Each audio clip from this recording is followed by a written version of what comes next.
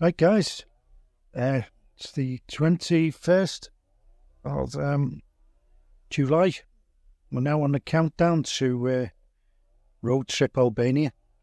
Now, I promised myself I wouldn't kind of do this anymore, but like I feel compelled to just try and maybe change somebody's mind on certain things. Now, there seems to be this movement which is being fueled by Richard Vobes about this natural law and sovereign individual stuff. It seems to be getting people in a bit of a pickle here and there, you know, like getting their electric cut off and getting their bailiffs coming around, or both. And so just feel compelled to give my opinion yet again on it. Now, the latest two videos, I would say I would be disagreeing with this guy called Stan. And this Stan is put on a pedestal by Richard Vobes. He absolutely loves him. I don't know why. He's some Canadian guy in this dark, grainy room. And he's been deported to Canada, but he's still on about why he shouldn't pay council tax and why you don't have to and all that, which I thought had been established now that, you know, you're not going to get out of it. Really. So my view on that is like, if you don't want to pay council tax, don't get into a house or flat where you'd have to pay council tax. Get out of the system. This is what they keep saying, the system's corrupt and everything. But like, that's the system we're faced with now. My point of view on and the system is, before anyone starts commenting, I've been trying to get out of the system or away from it as much as possible all my life, and I hate this system and I hate the establishment. I've never voted. I've never been to council meeting, never done anything. I've just lived an individual life and operated as a limited company, which is their system, but it's a good way to go actually as a freelance in the UK. So that's what I've always done. So I've always been trying to get away from the system as much as possible. Now, the latest video I want to kind of just touch on is a guy called Andy. And he's arguing about this sovereign man and it kind of, in a mixed up way, he's kind of saying he should be able to decide how fast he should be going down a motorway. Although the signs were saying, 40 miles an hour, he thought he could kind of override that some sort of way and decide that he was okay to go faster. And then he got himself into all sorts of pickles, which is still going on now. All completely unavoidable. Oh, sorry, completely avoidable, all of it. He knew it was 40, and he actually made a conscious decision to go faster. And I don't know why he'd do that. Now, I'd like to sort of know if he was under the influence of this sovereign mindset at that time, because that's caused all the heartache that he's had ever since. If he did decide to take the sovereign stance and say, look, I'm going down the road and I'm a sovereign man, so I'm going to decide whether it's safe as long as I do no harm, which he keeps on saying. I did no harm. Well, nobody said you did. What they've said is you're going faster than the speed limit. So I don't know whether it's a criminal offence or not. Well, it's a fine. It's a fine anyway, however way you look at it. Now, You could have avoided all what you've gone through and all this video and everything else if you'd have just gone 40 miles an hour. So saying that the system is corrupt and it's rotten to the core and all the rest of it, it might be. But like, all you had to do is go 40 miles an hour. And, you know, do you need your head, give your head a wobble or something to realise what you've done? You've got yourself into all of this heartache. And then, whether you did or you didn't give a driver number or whatever, you did escalate it. Even when you paid the fine, you escalated it by sending them all these Magna Carta letters and whatever else you did, which is, it's never explained properly what went on all these videos, you know, blow by blow.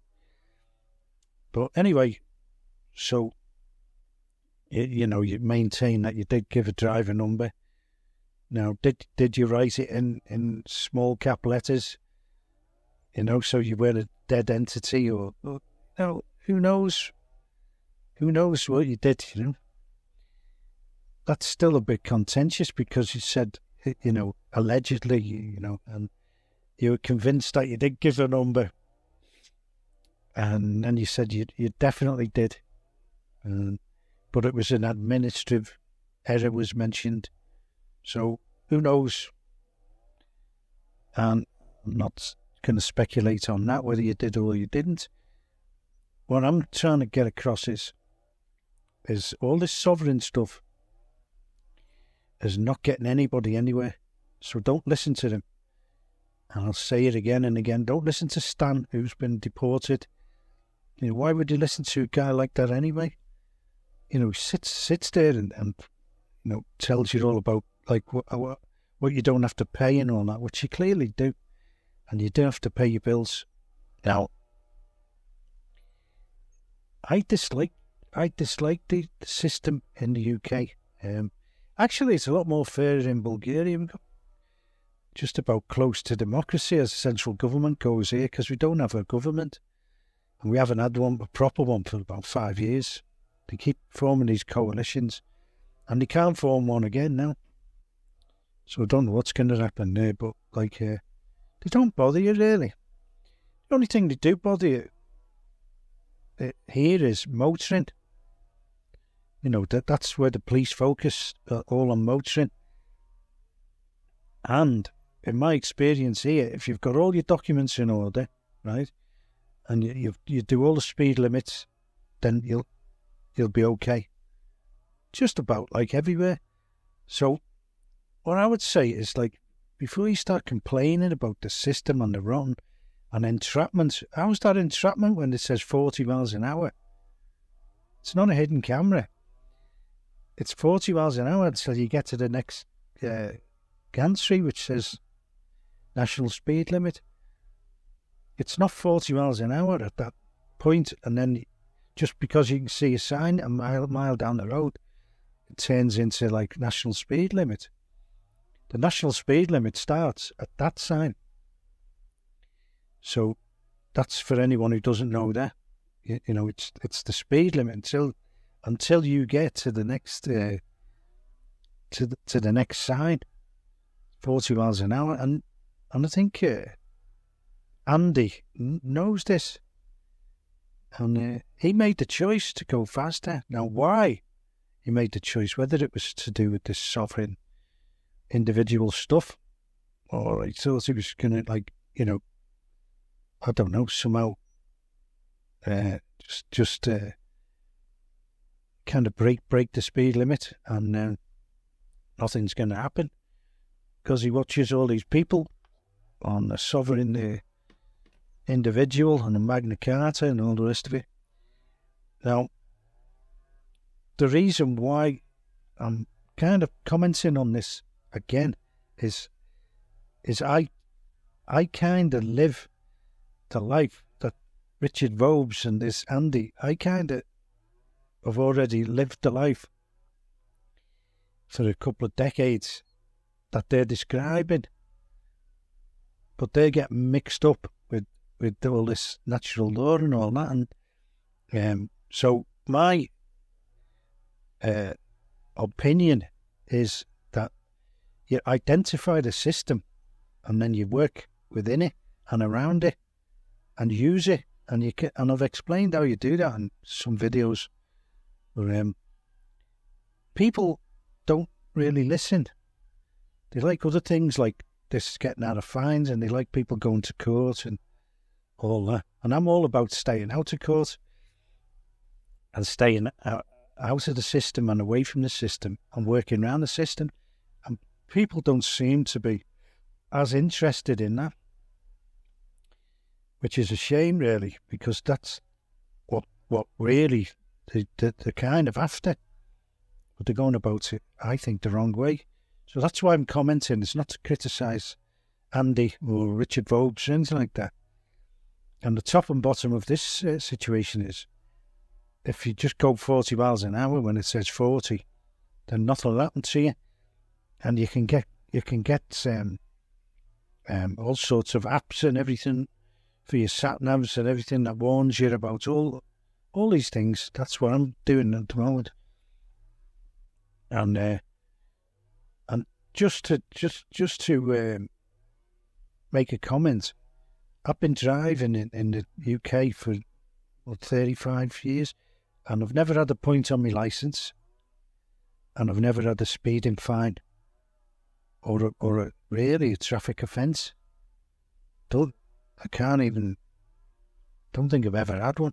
I've had a few ones where you have to produce your documents, but that's not an offence. A producer, that's what we used to call them. But it's better if you carry your documents around with you nowadays, or have them on your phone, whatever. But I have had a couple of speeding fines in different countries and just paid them. I was fined in the Pyrenees in France on a skiing holiday, and I just paid it because it was speeding, that's why. And I had another one in Bulgaria. I was speeding into Sofia, and I was bombing it.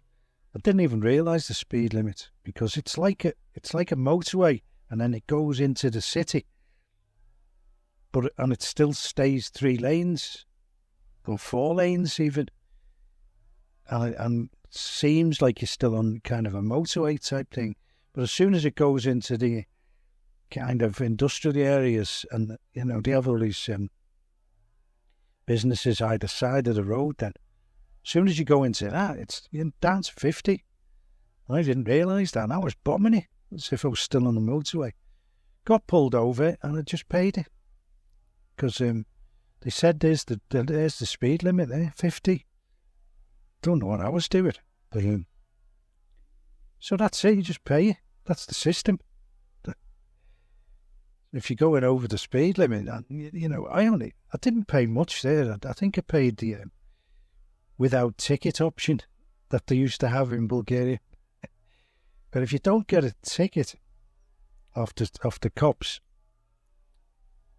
it goes into the Christmas box, So it's like a quarter of the fine or half the fine, or it used to be. Just give them. That's how they made the money. But it's cheaper than getting a fine, So that was that. So, and what else have I had? Don't know, I had a fine once where I had a caravan, I can't remember what it was. And I parked on this pavement, and I was obstructing everything, And I just thought, well, I'll leave it there, I'll take a chance. And I got a ticket, and I just went and paid it in the police station, which is about 200 yards down the road. That was it. And so that's it. So if you're motoring, that's one of the hazards. If you get caught, not caught, well, it is caught. Is that the right word? Don't know. Let's call it caught. If you get caught speeding, or you get caught parking where there's no parking signs, then you're taking the chance. And if you do get pulled up, that's it. Just pay the fine quick as you can, and move on. Do not put fines in the back seat and leave them there, expecting them to go away and all the rest of it. So that would be my message to Andy or Stan or any of these people or Richard Vobes. And I was particularly raised an eyebrow when Richard Vobes saying, hang on a minute, so you've got this new employer and that's right, they're in the corporate world and they're a limited company, and a limited company is a good thing, actually, if you've ever gone down that route. And I think Andy had done, reading between the lines, he was self-employed. I don't know what status he was, but maybe sole trader or something. I don't know.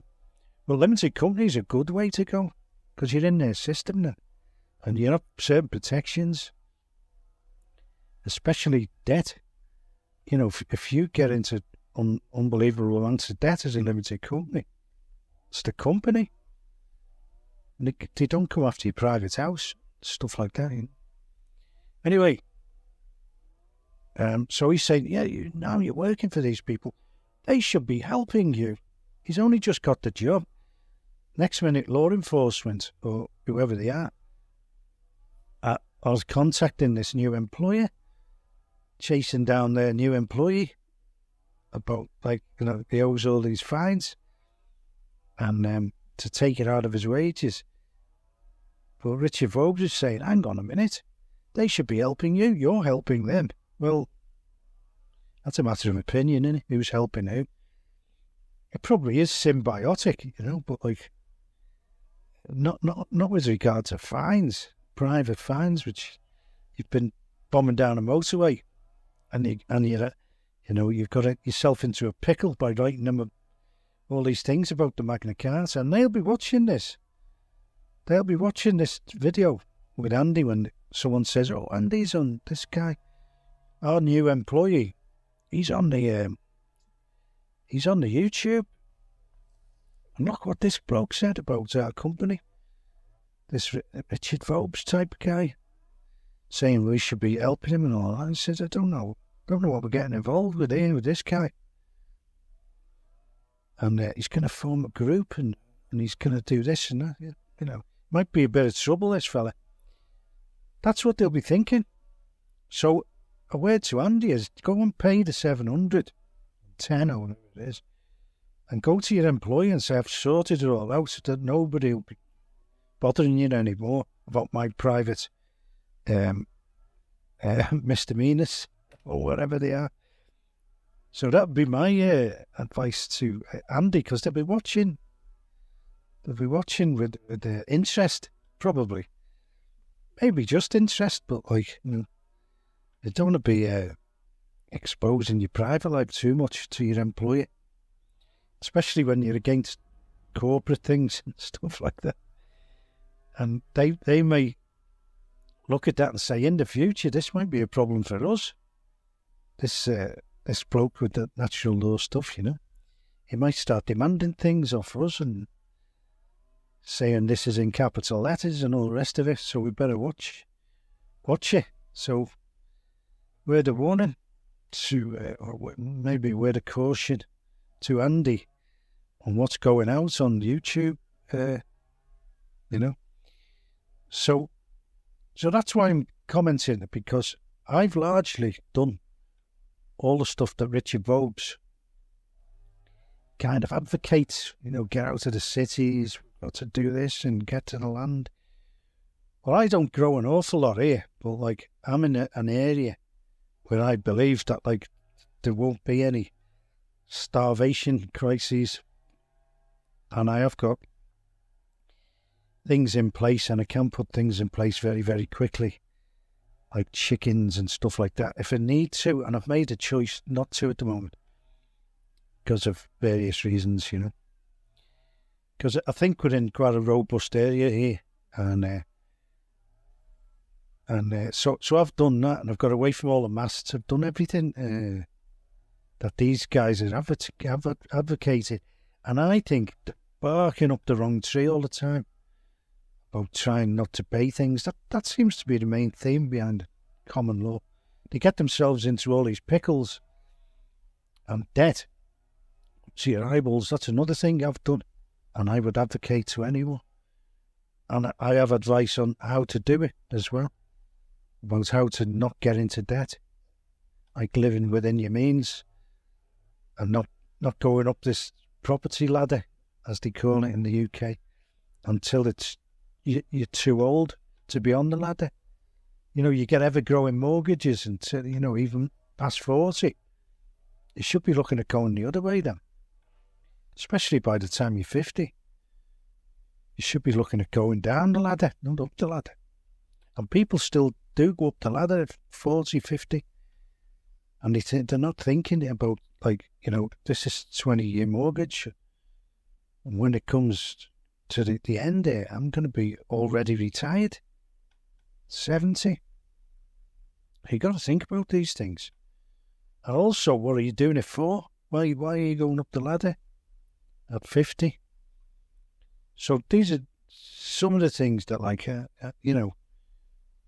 do kind of get not riled up, but I'm thinking, don't listen to these people. This is why I'm making these videos. Do not listen to Stan. Do not listen to people who don't say you don't have to pay fines in there. There are ways of contesting fines, and there are ways. And once you've contested it, you've gone as far down the route as you can, and you've annoyed them. That's what I tend to do with bureaucracy. I try and out-bureaucracy them. Just keep on asking them questions, keep on bugging them, and bugging them until they help you, That's what you do in Bulgaria. You keep on banging your head against the wall, but eventually they cave in.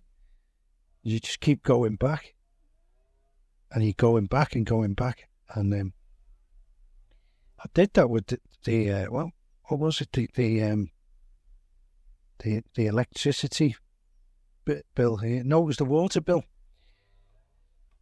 And they insisted that I had a stand-in order or something like that on a direct debit, and I couldn't do it.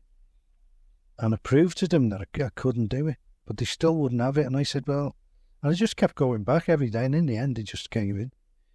They just said, right, you can go and pay it. We have a place called Easy Pay here, and you could do it. And they were saying you can't do it like that with a company, because the company owns the house here. So they said, you've got to have a direct debit, which you didn't. And I went to the bank, and they said, no, we stopped doing that because their system in the water place isn't up to scratch, It's all confused. So we stopped dealing with them. And I went back and told them, oh, you got to change your bank. I said, I haven't got to do anything. You've got to give me water. And I'm going to pay it in that Easy Pay.